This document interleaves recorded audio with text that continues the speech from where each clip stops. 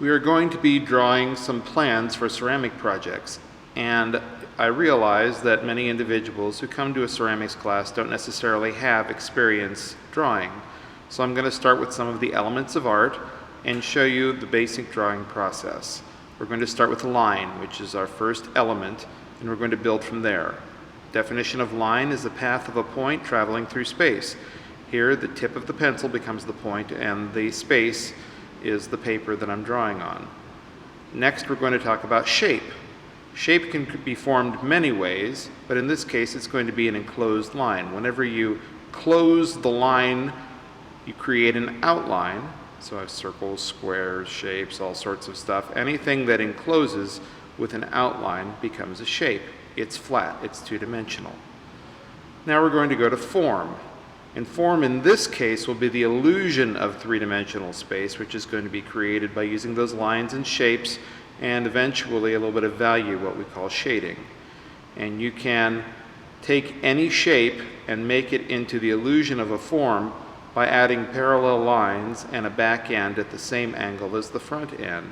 So here we have a box and a cylinder.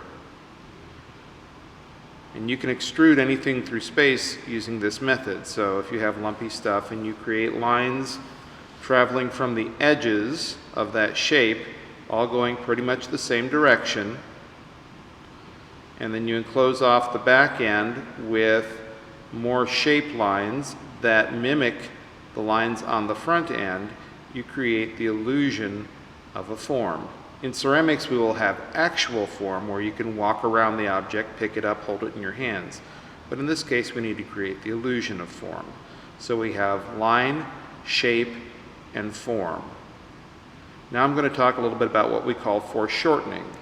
And that's the idea that as a shape changes its angle to us, we draw the shape differently. So if I were to draw a circle from the side, it would look more like an oval.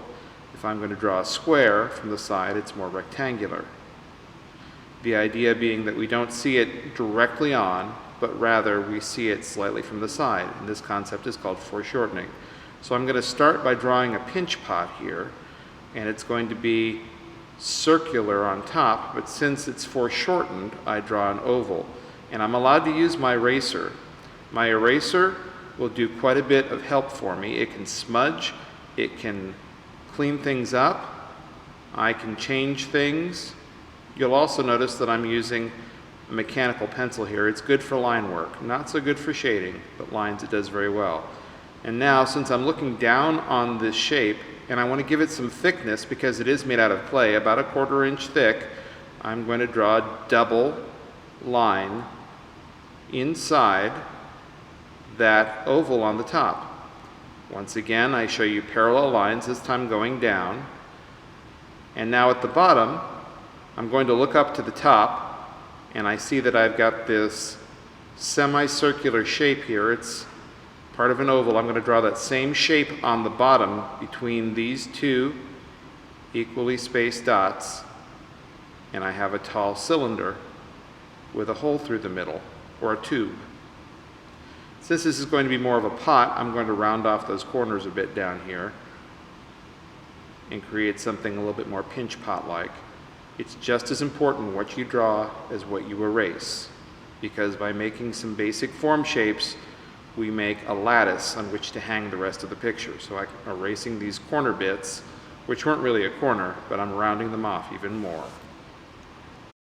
Next, I'm going to place a coil on the bottom of this, and a coil is just a long cylinder, but in this case it's going to be basically an oval with a hole in the middle, because we're going to coil that coil around for a foot on this pot. So it's going to look something like this.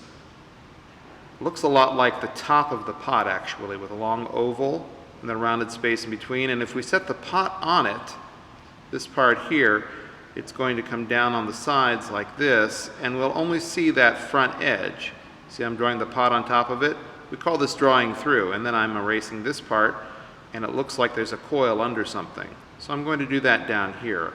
I'm just going to draw the part that I need rather than drawing the whole thing through, because I did that off to the side so I could see what I'm looking at. So this is the coil foot that I'm going to put on this pinch pot. And then notice that the bottom is slightly rounded still, just like the top. The next element that I'm going to work with here is texture. And in this case, texture is an element, and the principle that we're going to use is pattern. And pattern is a repetition of some type of motif. And all a motif is one thing that you repeat over and over again to make a pattern. Texture is an element, which means that it is a basic building block of art. And pattern is a principle, which means it is how we utilize those basic building blocks. In this case, I'm creating a pattern by repeating lines over and over again at different angles, and this is going to create a texture across a surface. Now I'm going to create shapes. These could be concave or convex. You can push them in, or you can put them on a surface, but these shapes, when they are laid in a pattern, create a texture. Each of those individual shapes is the motif. So by creating something that repeats over and over again, we are creating a pattern across the surface, which will then, in this case, because it's going to be in clay especially, create some sort of texture. Now, texture is defined by the way a surface feels or looks like it feels. And we often deal in art with the way things look like they feel. We call that simulated texture as opposed to actual texture. Actual texture is what it feels like to your fingers. So here I am creating different patterns across the surface of this paper. And by creating different patterns, I'm creating different visual textures. They are simulated textures because this paper still feels smooth no matter what I do. On the surface of clay, they would be, to a great degree, actual texture because you would be able to put your fingers on it and feel what it feels like. So I'm going to put a texture across this surface, and I'm going to choose those little circles over the surface.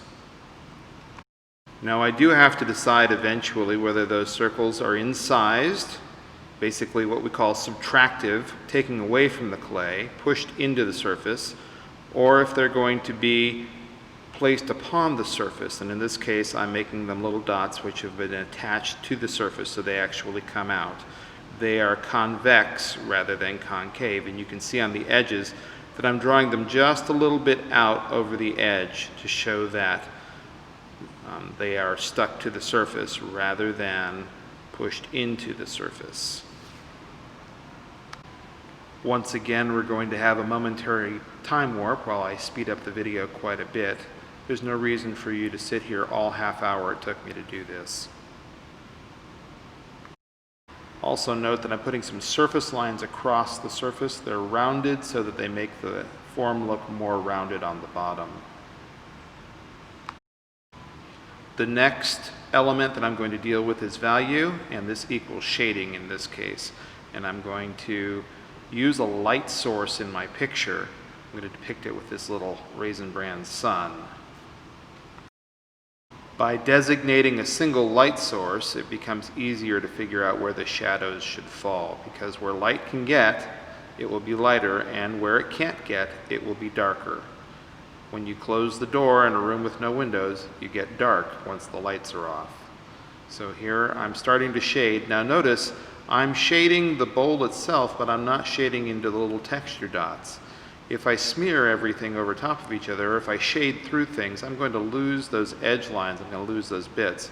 You'll also see me cleaning things up occasionally with a little piece of wadded up paper towel. And to keep it from getting all over my hand, I have another piece of paper here that I've put underneath my hand to keep the graphite from getting all over the place. That graphite can be insidious. It gets on your hand and then it prints all over your paper and then you smear it on stuff.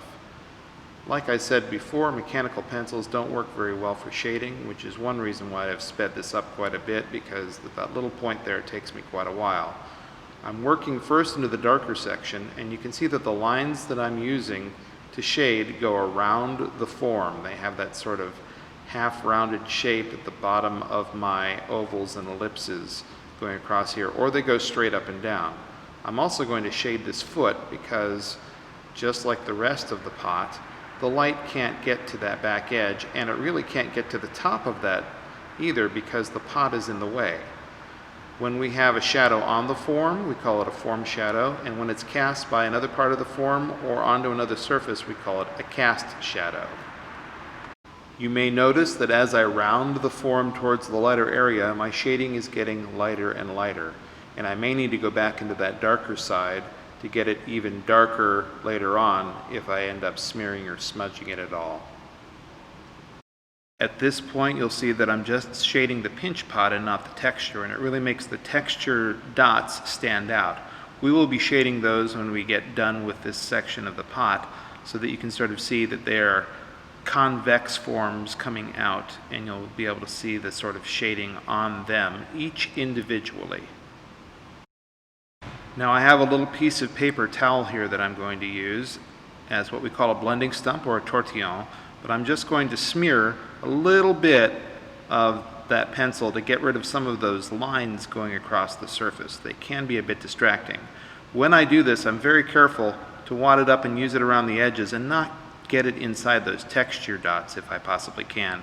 Whenever I blend like this or smear the textures, I try not to go over any lines that I have drawn, because the lines are enclosing shapes and forms that may have other shading on them, and if I go over the edge, I will smear the line itself and possibly lose that part of the texture or shape. I can also use my eraser to clean things up, especially where I don't want all of that smearing to be, and I can use it sometimes to smudge my lines a little bit in the lighter areas, pulling some of the darks that I might have made too dark up to be lighter. In this case, I am getting sort of a gray tone that's getting lighter and lighter across the form in between those texture shapes. Here you can see that it's darker on the side away from the light source and lighter on the edge and the corner closest to it.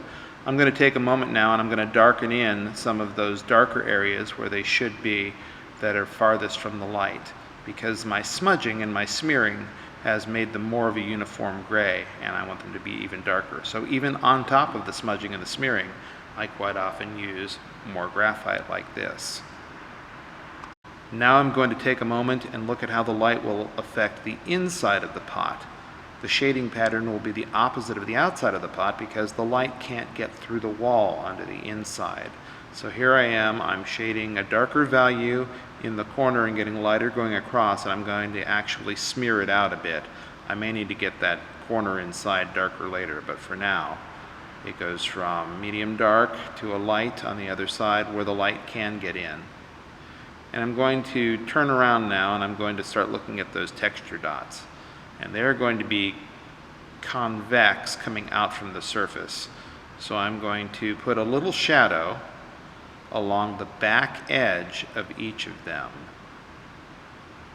And as those dots go around the pot as well, I'm going to get them a little bit darker gray on the surface because they're going to follow the same shading pattern as the pot itself, each individually with its own little dropped shadow here on the edge, putting them in there. And not only is there a shadow on each of those little forms coming out from the main form, but they also cast a little shadow on the main form of the pinch pot. So I need to put those in there as well. So I'm going to go back in there and I'm going to accentuate some of those dropped shadows onto the surface. I want to take a moment here and look at the difference between convex shapes and concave shapes. Concave means that it goes in, and convex means that it goes out.